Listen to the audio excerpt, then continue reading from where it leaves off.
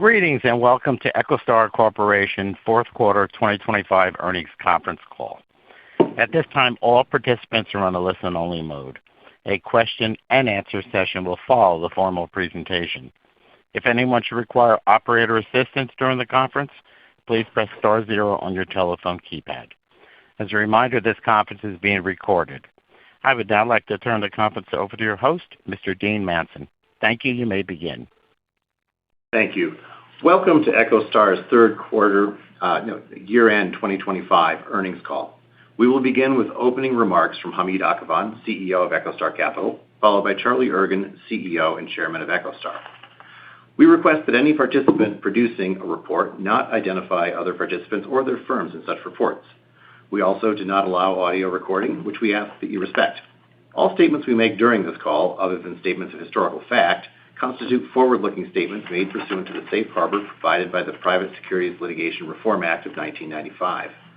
These forward-looking statements involve known and unknown risks, uncertainties, and other factors that could cause our actual results to be materially different from historical results and from any future results expressed or implied by the forward-looking statements.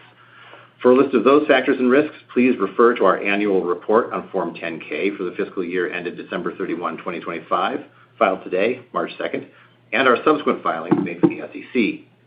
This information and supplemental materials related to today's call will be posted on our investor relations website.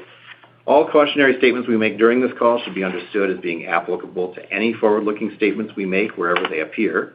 You should carefully consider the risks described in our reports and should not place any undue reliance on any forward-looking statements. We assume no responsibility for updating any forward-looking statements. We refer to OIBDA and free cash flow during this call. The comparable GAAP measure and a reconciliation for OIBDA is presented in our earnings release and, in the case of free cash flow, in our Form 10-K as filed today with the SEC.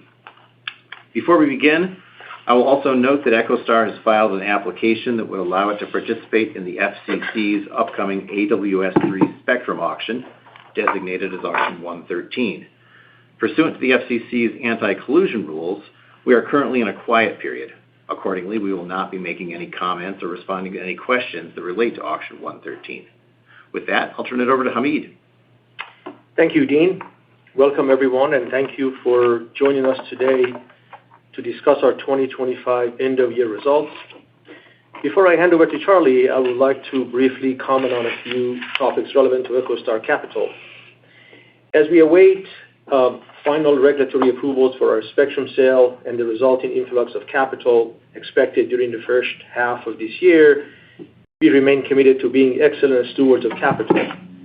We're preparing to allocate and utilize these funds based on our view of how we might maximize shareholder returns with actions spanning from immediate to over a long horizon. Our decisions are based on many considerations, including paying down expensive or maturing debt obligations, our current and anticipated tax liabilities and any mitigating avenues, and investments and development opportunities at EchoStar Capital versus returning excess capital to the shareholders through the common short-term remuneration options. These considerations are both complex and interrelated, further complicated by dynamic external factors such as the possibility and the timing of a potential SpaceX IPO. With this context as background, it would be difficult and potentially misleading for us to provide significant detail on most of these topics at this time. EchoStar is in the midst of a large-scale positive transformation arising from its vision, long horizon of strategic bets, and decades of diligent execution. We feel confident about our ability to continue operating on the same success principles and navigate for the best shareholder outcome in the long run. With that, I will now turn the call over to Charlie. Thanks, Hamid. And as you guys know, I don't normally have any opening statements, and I don't today, so we will just jump into questions. Thank you. At this time, we'll be conducting a question-and-answer session. If you'd like to ask a question, please press star one on your telephone keypad. A confirmation tone will indicate your line is in the question queue. You may press star two if you'd like to remove your question from the queue. For participants using speaker equipment, it might be necessary to pick up your handset before pressing the star keys. One moment, please, while we poll for questions. Our first question comes from Sebastian Petty with JPMorgan. Your line is live. Hi, everyone. Thank you for taking the question. Hi, Charlie. Hi, Hamid and team.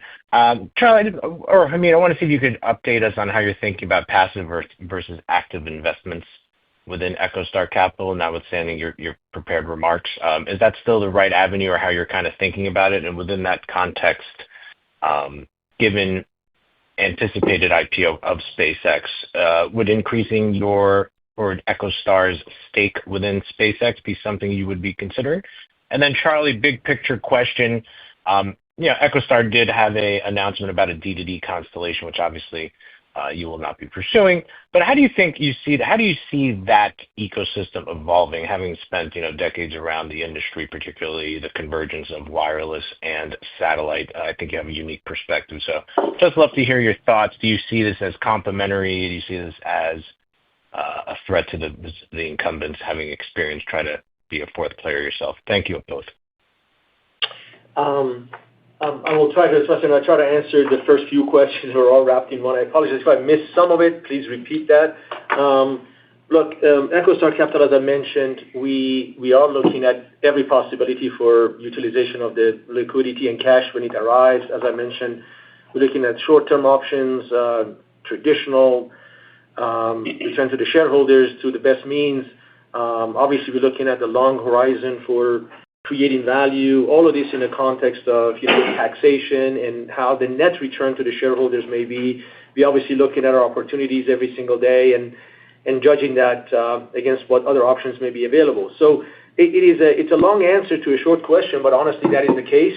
It would be foolish to do anything other than that. We don't actually, until the closing, we don't have actually the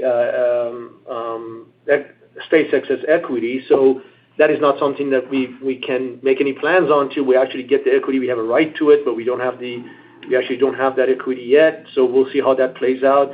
IPO may happen, obviously will happen independent of our plans, but we'll make sure that we maximize our options around the timing whenever that shows up and what options you might have. In terms of holding the size of the equity we have from SpaceX, I think we're very happy with that at this point. I don't think we are actively looking necessarily to make any transactions at this point based on that. So that remains on our balance sheet until we get it, and then after that, we'll decide how to proceed depending on the conditions at that time. I am looking at both active and passive investments, again, depending on the return.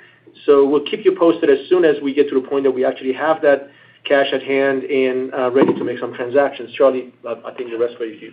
Yeah. So on direct-to-device, obviously we're disappointed that we weren't able to continue with something we'd built over 17 years, and I think we're proud of the fact that we've helped create an ecosystem for a direct-to-device, and I think that we're also pleased that, and we've made our bet, and that's with SpaceX and Starlink. We see them as the most viable company to do that, and with their tremendous technology and launch capabilities, they're well positioned to certainly be a leader in that. And as we publicly discussed, we already have an agreement with them to provide that to our customers. There obviously are going to, Mobile World Congress is going on now. I expect there'll be quite a few announcements there. There'll be other players in the marketplace, but I don't think you're going to see too much from anybody except SpaceX in the near term, or Starlink in the near term. And I think that based on our experience, that's the company we think will be the leader. Thank you both. Our next question is from Brent Penter with Raymond James. Please proceed with your question. Hey, good morning, everyone. Thanks for taking the questions. First one for me, a follow-up on Sebastiano's question on SpaceX. So based on the deals, I think you all were supposed to get around a 2.8% stake which at the time was valued at $400 billion. As you mentioned, those deals haven't closed yet, but they've since announced the merger with XAI. So how does that XAI deal affect your ownership in terms of percentage, and how can we think about any kind of mark-to-market associated with that deal? Yeah, this is Charlie. I don't think we know. I mean, I think we're not privy to what that IPO, if an IPO happens or what it would happen, what it looked like. I think the merger appeared publicly to be something like 80-20 between XAI and Starlink. So that's probably gives you a feel for what our investment might look like. But we just don't have any internal information there today. Okay, that makes sense. And then the tower companies have announced that you all stopped paying them, and you all talked about the litigation in your 10-K.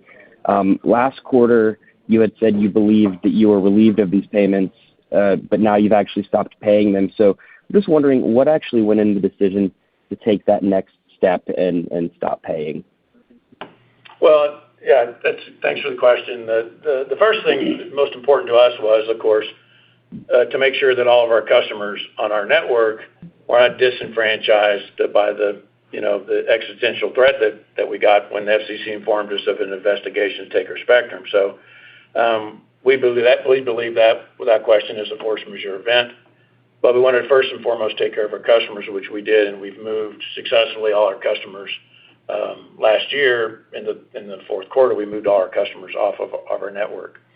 At that time, given the force majeure event and the FCC's action, obviously we have a network that generates no income. So we informed all of our vendors that we had a force majeure event as we have per our contracts. So at that, and as you know, since that time, several companies have commenced litigation against our independent Dish Wireless entity, which is party to the relevant tower agreements. And I'm disappointed in that because by contrast, those companies who haven't litigated, we've had good open faith negotiations, and we've settled hundreds of contracts, and most recently we signed a settlement agreement with a large tower company who didn't commence the litigation because at that point principals can talk to principals. When the other companies, it's lawyers, and so you can expect protracted. My experience has been that'll be protracted litigation because the lawyers talk to the lawyers, and they don't typically in a hurry to get anything done. And it's just different than when business people talk to business people. I wish we weren't here. I wish it's an ongoing and evolving situation, but we'll continue to appropriately respond to any litigation that's been commenced. We'll assess all of our available steps in front of any courts or venues, and we'll engage with more tower companies to seek a consensual solutions, and we'll consider all our alternatives available to the company that's party to the tower contracts to resolve these matters. But it's obviously for the tower companies that commence litigation, that's all public, and that likely, typically the wheels of justice don't move very quick, and that'll probably take some time before we actually know all the results of that. But we don't believe, just to be clear, we don't believe we owe any money, and I think it shows our good faith that we've settled with a lot of people and attempted to engage in negotiations when people don't pick litigation. Okay. And can you remind us what assets exactly are held at that Dish Wireless entity?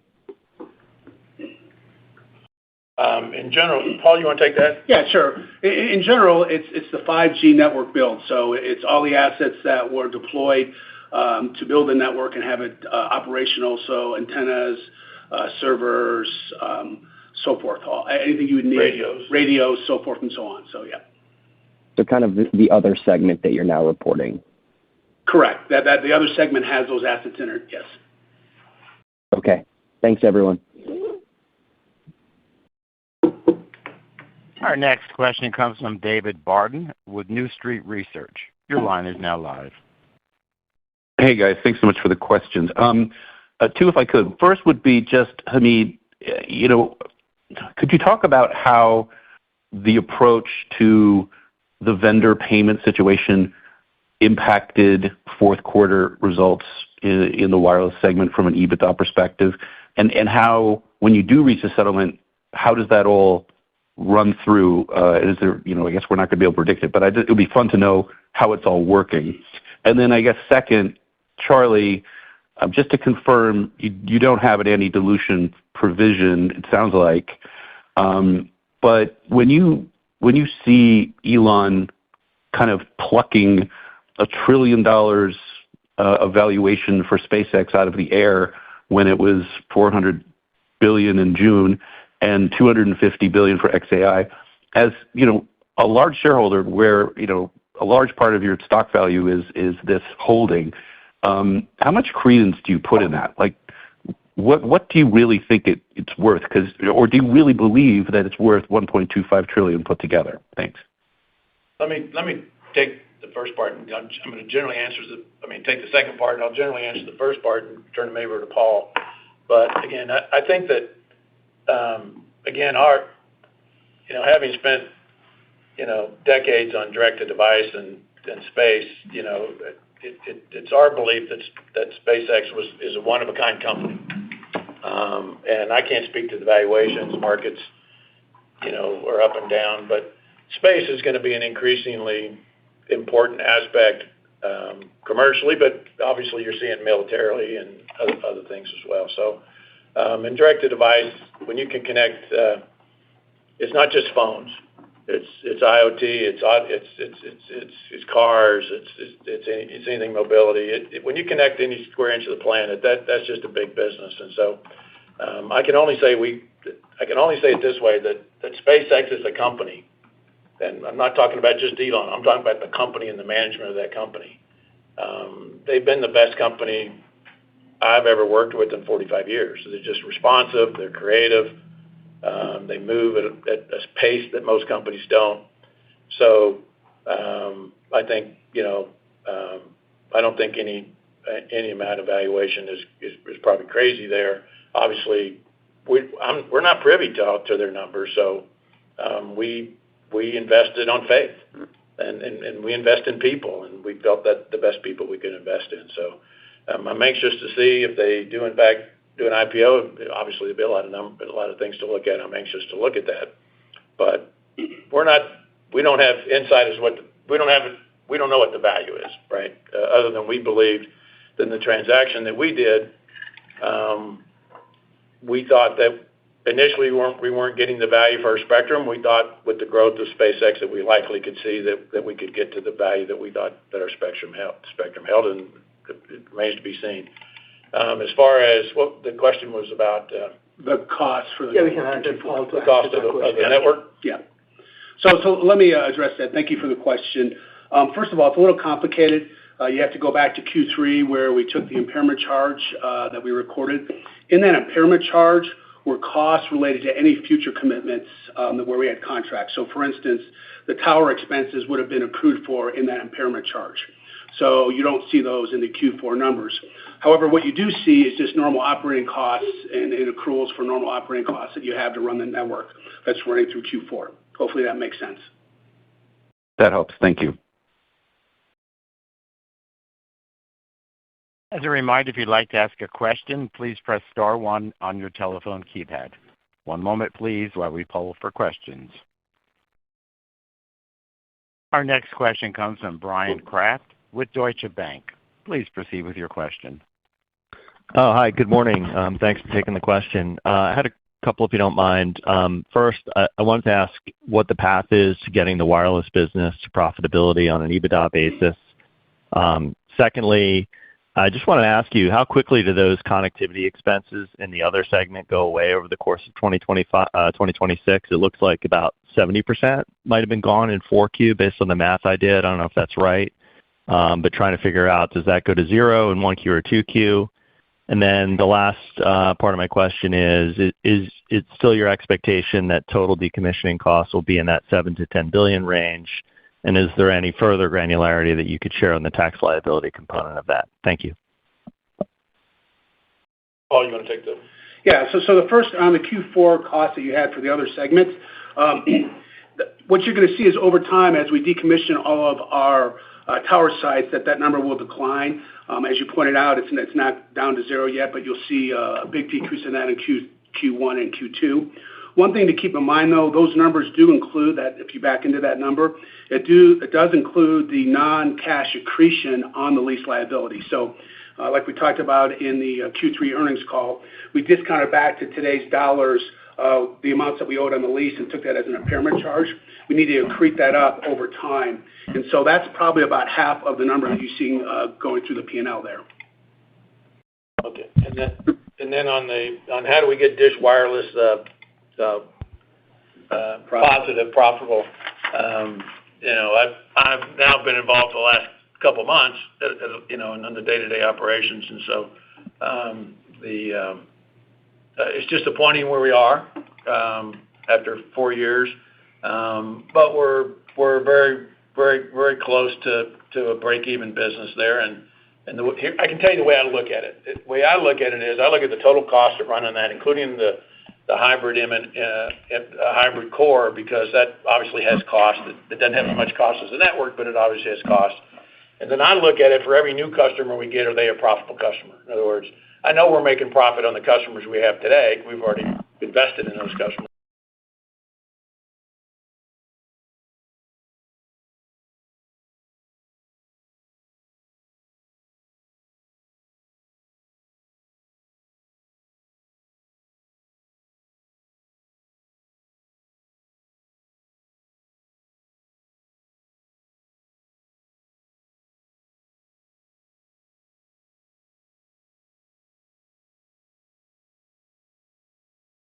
I've seen and that we can do that, and but every company that we have here has to stand on its own, and we're not, we're for-profit companies, and we have to make a profit in all our businesses, and so that will be the focus there. But we're close to being where we need to get to turn the corner, but we're not there yet.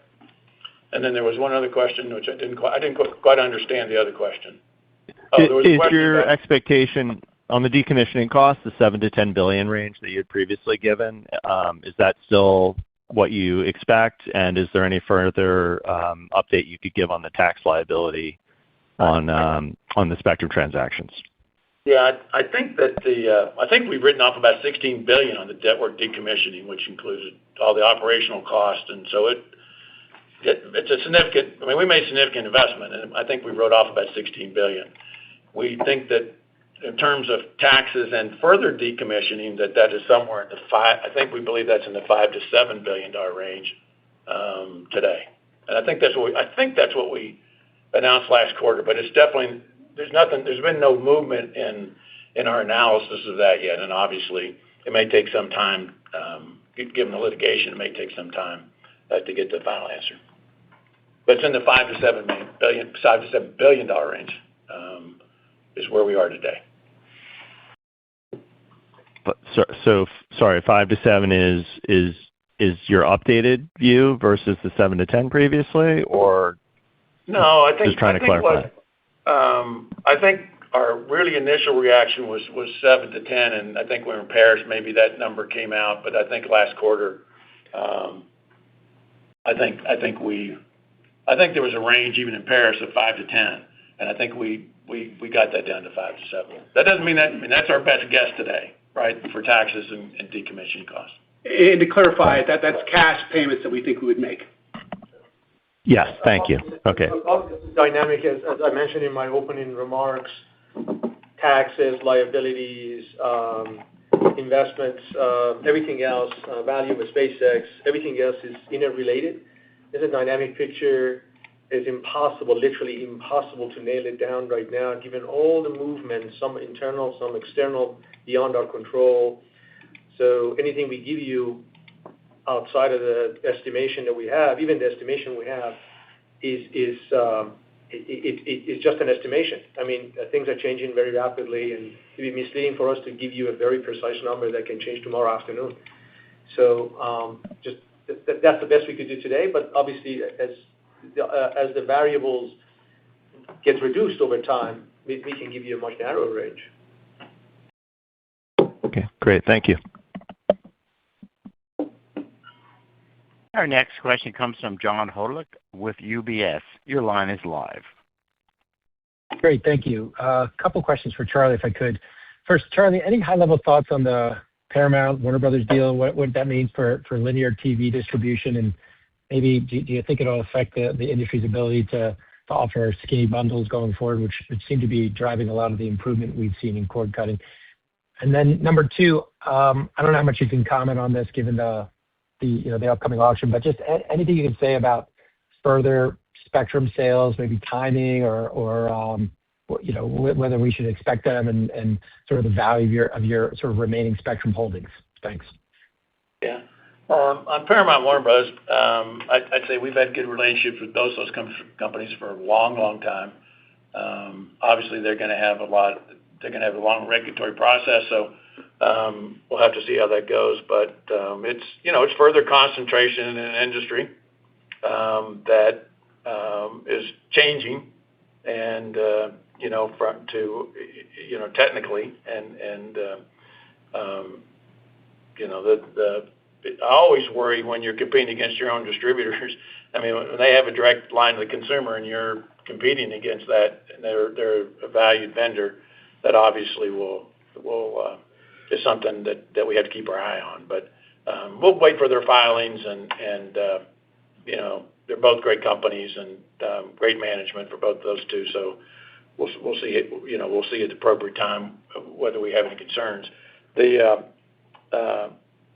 And then on what was the second question? Spectrum sales. Oh, spectrum sales. Again, because of the auction, I'm going to be very careful here. But look, I think we agree with the leadership of the FCC that, which is one of the things to do here is to get spectrum and get it used as quickly as we can, and that's led to the kind of situation that we're in today. And I think our goal is to find the spectrum that we continue to use, find a home for that, make sure that that's going to get used in the quickest and fastest and the best way for consumers and for technical leadership in the United States. And I hope maybe we play a part in that, but we may not. But it's still obviously a valuable asset that we have. Great, thanks, Charlie. So I don't think we have any further questions. So I just want to make one thing: we don't plan today to have a conference call in a couple months after the first quarter. We certainly will have filings, but I don't think we'll have a lot to add to what we had today.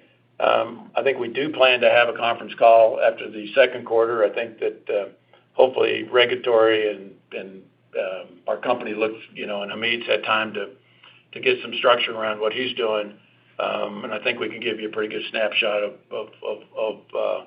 where we're going. But we're optimistic about what we have and our ability to compete, and so we look forward to August. If there's material changes in the marketplace or something, we could have a call, but at this point we believe it's going to be August or right into July or early August before we have another call, unless something happens in the meantime, which we could have a call at any time if that was the case. So thanks everybody for joining. Thank you, everyone. This concludes today's conference. You may disconnect your lines at this time, and we thank you for your participation.